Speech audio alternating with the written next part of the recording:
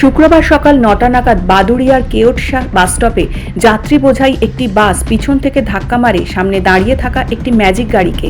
Magic গাড়ি থেকে ছিটকে রাস্তায় পড়ে যান কয়েকজন। মূল রাস্তার ওপর পড়ে যাওয়া এক যুবকের উপর দিয়ে পিছন থেকে আসা দ্রুত গতির একটি বালি বোঝাই লরি চলে যায়। পিষ্ট হয়ে ঘটনাস্থলেই মারা যান ৩৯ বছরের ওই যুবক। যুবকের নাম ও পরিচয় এখনো জানা যায়নি। উত্তর ২৪ পরগনার বাদুড়িয়ার কেওটসা বাজারের চৌরাস্তার মোড়ে বাস স্টপে সাত সকালে এই দুর্ঘটনা ঘটে। জখম ১০ জন এবং ২ জনকে আশঙ্কাজনক অবস্থায় বাদুড়িয়ার রুদ্রপুর গ্রামীণ হাসপাতালে স্থানান্তরিত করা হয়েছে। পুলিশ মৃতদেহটি ময়নাতদন্তের জন্য বসিরহাট জেলা হাসপাতালে পাঠিয়েছে। দুর্ঘটনাগ্রস্ত ম্যাজিক গাড়ি ও বাসটিকে চালকসহ আটক করা হয়েছে।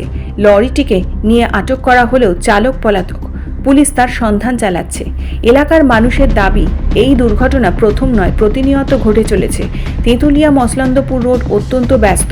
এই রোডে কেওটসা চৌরাস্তার মোড়ে যথাযথ ট্রাফিক পুলিশ মোতায়েন করা হয় না, যার ফলস্বরূপ দুর্ঘটনা ঘটে চলেছে। প্রশাসনের কাছে স্থানীয়দের দাবি, কেওটসা রামচন্দ্রপুর যাত্রা এলাকায় দ্রুত ট্রাফিক পুলিশ মোতায়েন করা হোক। তার সাথে তেঁতুলিয়া ব্রিজের কাছে মা নার্সিংহোম থেকে কুলিয়াগ্রামী একটি রাস্তাও রয়েছে। রাস্তাটি অত্যন্ত ভয়ঙ্কর, ওখানেও প্রশাসনের তরফ থেকে দ্রুত ট্রাফিক পুলিশ ব্যারিকেড করা হোক।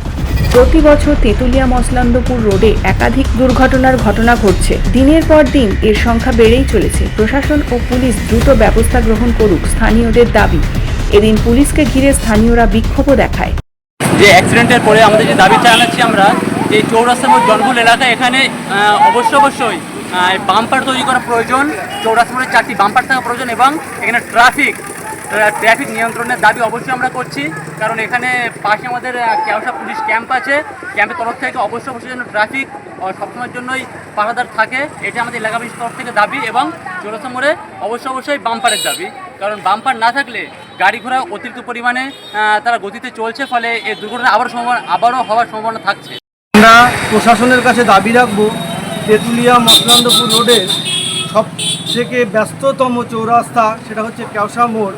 এখানে স্থায়ীভাবে ট্রাফিক থাকে না, কখনো কখনো দেয় আবার তুলে নেয়। তো আমরা কেওটসা মোড় ব্যবসায়ী সমিতির পক্ষ থেকে থানাকেও অ্যাপ্লিকেশন এক সময় দিয়েছিলাম।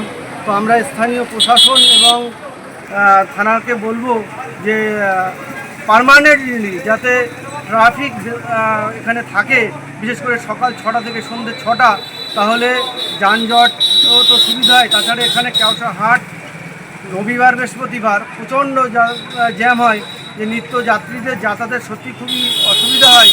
তো আমরা এই বিষয়ে প্রশাসনের দৃষ্টি আকর্ষণ করছি, যাতে এর স্থায়ী সমাধান হয়।